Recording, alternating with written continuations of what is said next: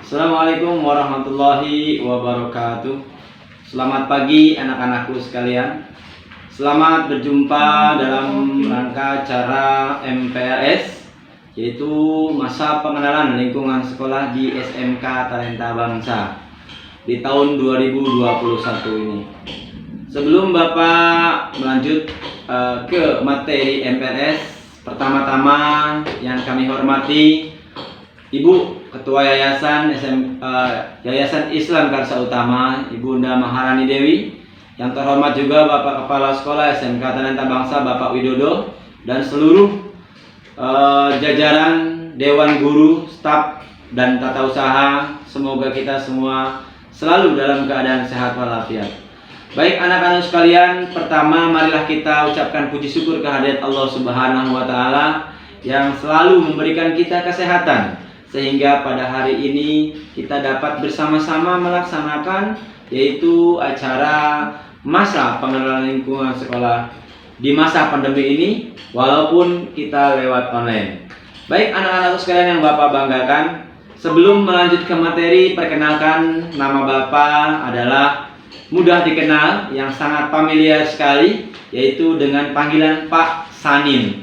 Hanya 5 angka, SANIN. Mungkin itu gampang sekali diingat untuk kalian, ya. Dan juga gampang kalau mengingat nama Bapak, ingat aja nama hari. Ada hari Senin, Selasa, dan Rabu, dan selanjutnya yaitu hari pertama, hari Senin. Baik anak-anak sekalian yang Bapak banggakan, di sini Bapak akan menyampaikan materi, yaitu materi wawasan Wiyata Mandala, yaitu adalah dalam rangka masa pengenalan lingkungan sekolah di SMK Talenta Bangsa tahun pelajaran 2021 tahun 2022. Baik, kita lanjut saja ke materi. Udah, Pak. Baik anak-anakku sekalian, kita lanjut ke materi pengenalan lingkungan sekolah, yaitu MPLS, tentang wawasan Wiyata Mandala di SMK Talenta Bangsa tahun 2021. Pertama adalah definisi wawasan Wiyata Mandala. Apa itu wawasan Wiyata Mandala? Mungkin kalian semua sudah mengetahui dan memahaminya karena kalian sudah di tingkat SMA. Wawasan Wiyata berarti meninjau atau cara memandang, cara melihat, atau juga cara tanggapan indrawi terhadap sesuatu lingkungan. Wiyata berarti pendidikan. Mandala berarti lingkaran, bundaran, bulatan, atau lingkungan. Wawasan Wiyata Mandala berarti cara memandang sekolah sebagai lingkungan pendidikan dan pembelajaran. Baik anak-anak sekalian yang Bapak banggakan, sekolah sebagai lingkungan pendidikan dan pembelajaran, maka sekolah mengemban misi pendidikan. Oleh karena itu, sekolah tidak boleh digunakan untuk tujuan-tujuan lain di luar bidang pendidikan. Sekolah harus benar-benar menjadi ciri khas masyarakat belajar di dalamnya. Sekolah terus-menerus menggali, mengenal, memahami, menyadari, menguasai, menghayati, dan menyampaikan nilai-nilai positif yang ada pada sekolah. Sekolah menjadi suri tauladan masyarakat sekitarnya karena itu adalah misi pendidikan. Anak-anakku sekalian yang Bapak banggakan, peserta MPLS SMK Talenta Bangsa di tahun 2021. Cara mewujudkan wawasan Wiyata Mandala adalah ada 5 komponen penting di dalamnya. Yang pertama adalah peranan kepala sekolah. Yang kedua adalah peranan guru. Yang ketiga adalah peran sivitas akademika. Kemudian yang keempat adalah peran murid, peran siswa. Dan yang terakhir, yang kelima adalah peran dari masyarakat sekitar sekolah kita. Baik, selanjutnya 1. Peran kepala sekolah. Kepala sekolah berwenang dan bertanggung jawab penuh terhadap penyelenggaraan pendidikan yang ada di lingkungannya, di lingkungan sekolah. Dalam hal ini adalah di SMK Talenta Bangsa. Kepala sekolah dihormati dan berwibawa. Artinya, siapapun yang berkepentingan dengan sekolah harus melalui kepala sekolah. Semua aparat sekolah tidak boleh bertindak sendiri-sendiri, melainkan atas seizin kepala sekolah. Kepala sekolah melaksanakan program-program yang telah disusun bersama komite sekolah. Penyelenggaraan musyawarah sekolah yang melibatkan pendidik, OSIS, komite sekolah, TOMA, dan pihak keamanan setempat. SMK Talenta Bangsa di sini menertibkan lingkungan sekolah, baik yang berbentuk sarana maupun peraturan atau tata tertib. Mengadakan rapat koordinasi yang bersifat insidentil intern antara guru, wali murid maupun siswa. Menyelenggarakan kegiatan yang dapat menunjang kegiatan sekolah seperti PKS, Pramuka, PMR, Paskibra, kesenian, dan lain-lain. Yang kedua adalah peran guru. Di sini peran guru adalah menjunjung tinggi martabat dan citranya, baik sikap dan tingkah lakunya, menjadi tauladan di masyarakat, menjadi pamong, menjadi contoh, menjadi suri tauladan. Ya, guru harus mampu memimpin baik di lingkungan sekolah maupun di luar lingkungan sekolah. Karena guru digugu dan ditiru oleh masyarakat. Digugu dan ditiru dipercaya oleh diri sendiri dan warga sekolah. 3. Peran sivitas akademika. Anak-anakku sekalian, sivitas akademika dalam hal ini adalah tata usaha harus mendukung kepentingan administrasi dalam rangka proses belajar mengajar di sekolah. Karena dengan suksesnya mendukung administrasi tersebut, maka sekolah akan berjalan dengan lancar. Kemudian yang selanjutnya adalah perangkat sekolah yang lain, seperti ada pegawai, satpam, tukang kebun, piket, dan lain-lain, harus melaksanakan hak dan kewajiban sesuai bidang dan tugasnya masing-masing. Semua warga sekolah menjalin rasa persaudaraan demi kenyamanan warga sekolah. Baik anak-anakku yang Bapak banggakan, yang semoga kita selalu dalam keadaan sehat walafiat dalam suasana seperti sekarang ini. Kemudian yang keempat adalah peranan murid. Peranan murid di sini yaitu yang pertama adalah mentaati tata tertib yang berlaku di sekolah tanpa kecuali. Hormat dan sopan kepada guru dan warga sekolah lainnya. Kita harus saling menyapa, menegur, dan bahkan harus saling menghormati. Kemudian, hormat dan sopan kepada teman. Kepada teman sangat penting sekali.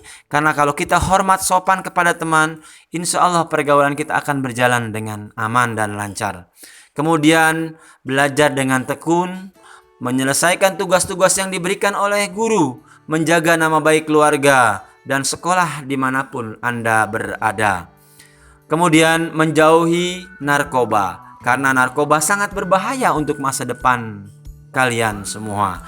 Menjaga dan memelihara fasilitas belajar dan mengajar, karena demi kenyamanan yang ada di SMK Talenta Bangsa. Menjaga keamanan, melaporkan peristiwa negatif yang terjadi di sekolah kepada OSIS, guru, wakil kepala sekolah, BP atau kepala sekolah. Jadi kalian dalam hal ini sangat penting peranannya. Kemudian memelihara lingkungan sekolah. Pemelihara lingkungan sekolah bukan hanya tukang kebun yang memelihara, bukan hanya piket yang memelihara, tapi kita semua bertanggung jawab atas lingkungan sekolah. Anak-anakku sekalian yang Bapak banggakan, yang kelima adalah peranan masyarakat. Masyarakat di sekitar kita sangat harus mendukung program dan kebijakan sekolah dalam rangka memajukan PBM. Kemudian memberi saran dalam pemajuan proses belajar dan mengajar. Kemudian juga ikut menjaga keamanan lingkungan sekolah. dan mengadakan kerjasama dengan pihak sekolah melalui komite sekolah. Baik anak-anakku yang Bapak banggakan, sekolah sebagai kawasan wisata Mandala tentunya ada 7K yang harus kita wujudkan. Yang pertama adalah keamanan atau kenyamanan. Kemudian K yang kedua adalah kekeluargaan. Karena indah bila kita saling menyapa, saling memberikan kebaikan di antara kita sehingga terbentuk kekeluargaan. Dalam hal ini adalah keluarga besar SMK Talenta Bangsa. Kemudian yang ketiga adalah kedisiplinan.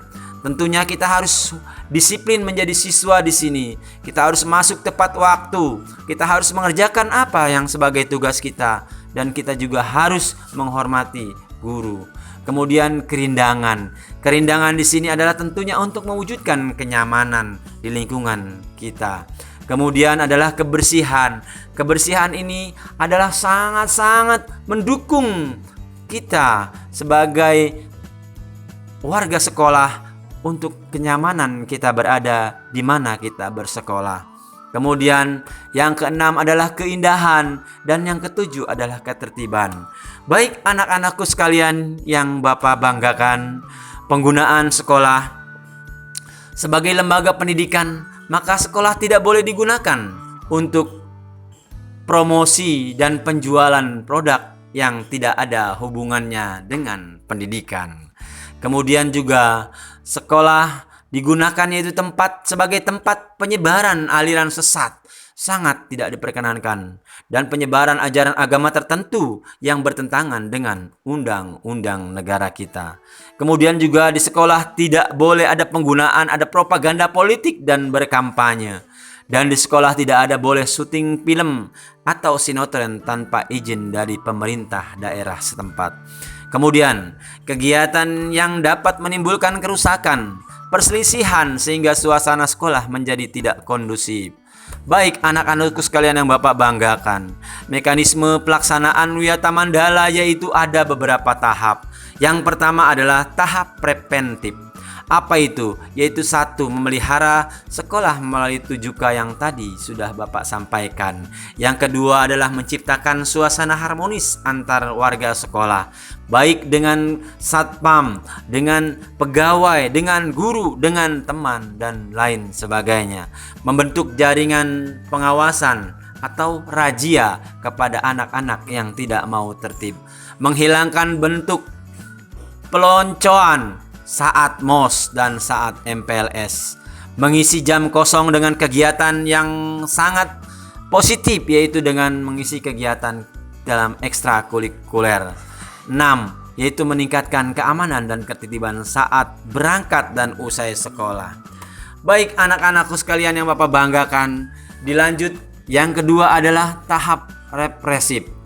Apa itu? Tahap represif yaitu pertama adalah mendamaikan pihak yang terlibat dalam perselisihan. Jangan kita menjadi malah pihak ketiga yang malah menjadi provokator dan menjadi suasana menjadi panas. Kemudian yang kedua, menetralisir isu negatif yang berkembang. Kemudian juga berkoordinasi dengan pihak keamanan bila ada kriminal di sekolah. 4. Yaitu penyelesaian kasus secara hukum terhadap kasus yang melibatkan di luar sekolah. Dan yang kelima yaitu mengadakan bimbingan dan penyuluhan. Keenam, memberikan sanksi sesuai tata tertib yang berlaku di SMK Talenta Bangsa ini. Baik anak-anakku sekalian yang Bapak banggakan, akhirnya setelah Bapak memaparkan materi Wawasan Wisata Mandala yang telah tadi Bapak sampaikan, Bapak memiliki ada 6 kesimpulan yang harus kita ketahui. Yang pertama adalah kita harus menyayangi sekolah kita seperti kita menyayangi rumah sendiri. Kemudian yang kedua adalah menjaga sekolah dan fasilitasnya, tentunya dengan selalu menjaga kebersihannya, bersih dari coretan-coretan dan sampah-sampah, sehingga nyaman kita menempati sekolah kita. Kemudian yang ketiga adalah menghormati guru-gurunya serta menghargai teman-temannya, sehingga terjalinlah keluarga yang harmonis di SMK Talenta Bangsa. Yang keempat, mentaati peraturan-peraturan yang ada di sekolah ini, di sekolah SMK Talenta Bangsa ini, tentunya untuk bekal masa depan kamu di masyarakat nanti. Yang kelima adalah kamu giat belajar untuk bekal kamu, untuk kemudian masa depan kamu menjadi orang yang sukses di hari kemudian. Yang terakhir, menghargai orang tua, menghargai orang yang lebih tua, itu adalah sudah wajib hukumnya. Akhirnya, sekali lagi Bapak sampaikan terima kasih atas perhatian kalian semua. Semoga apa yang tadi Bapak sampaikan dapat kita simak dan juga dapat dimengerti serta dapat kita aplikasikan dalam kehidupan kita sehari-hari di SMK Talenta Bangsa ini. Akhirnya Bapak ucapkan mohon maaf bila mana ada kekurangan, kesalahan itu adalah dari diri Bapak sendiri, kebenaran itu hanya milik Allah Subhanahu wa taala. Akhirnya wassalamualaikum warahmatullahi wabarakatuh.